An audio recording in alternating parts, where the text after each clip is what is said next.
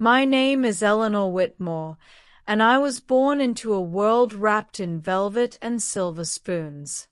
My father, Charles Whitmore, was a business magnate in London, cold, calculated, and revered in every financial circle from Canary Wharf to the outskirts of Mayfair.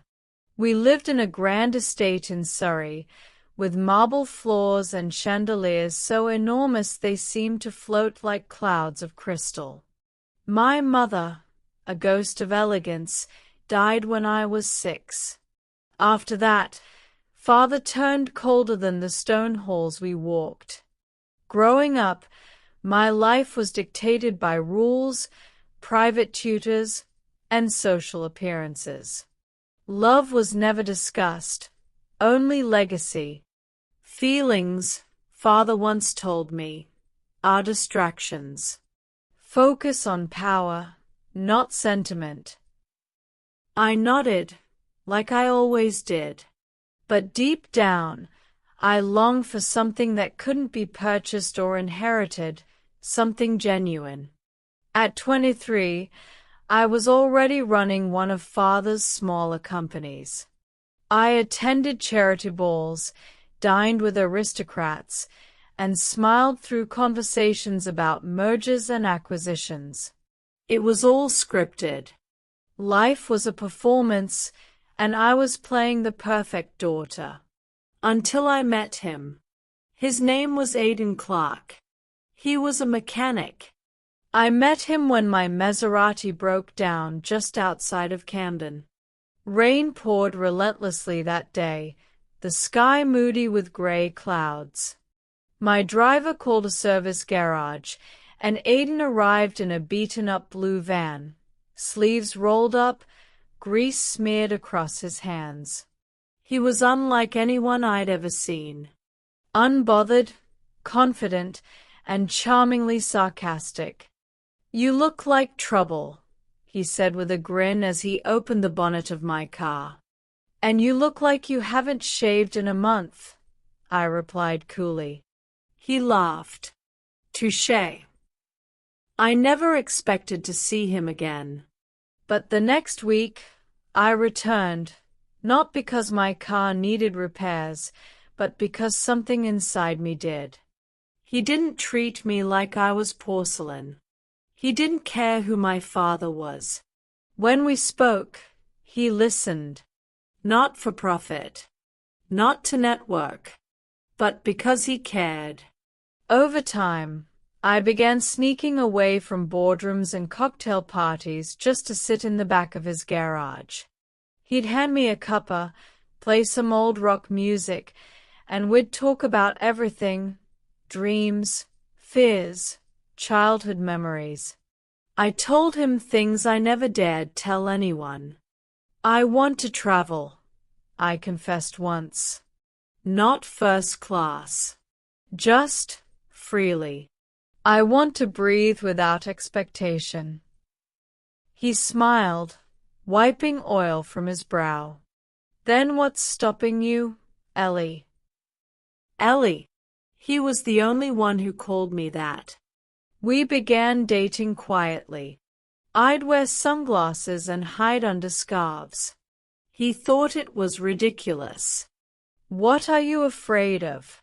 Your butler recognizing me?" "It's not that," I said. "It's just, people like us aren't supposed to end up together." Then maybe the world needs shaking up. For the first time in my life, I felt alive. But secrets never stay hidden. One evening, father summoned me to his office. "I've heard rumors," he said, swirling whiskey in his glass. "About a grease monkey." I froze. He placed a manila folder on the table. Inside were photos, me and Aidan. Laughing. Kissing. "You're embarrassing this family," he said coldly. "Break it off." "I won't." He stood, rage in his eyes. "Then you'll lose everything. Your position, Your inheritance. Everything your mother died to protect. My mother died with a broken heart because you treated her like a contract, I snapped. I won't make the same mistake. I walked out. I thought it would feel liberating, but it wasn't. It was terrifying. My credit cards were frozen, my flat locked, my security detail vanished overnight. I moved in with Aiden into his tiny one-bedroom above the garage. The floor creaked, the heating barely worked, and the kitchen was no bigger than a closet. But we were happy. For a time. Reality, however, has a nasty habit of knocking hard. We struggled. Bills piled up. I couldn't find a job. No one wanted to hire a disgraced heiress with no real experience. I tried waitressing, but I spilled drinks.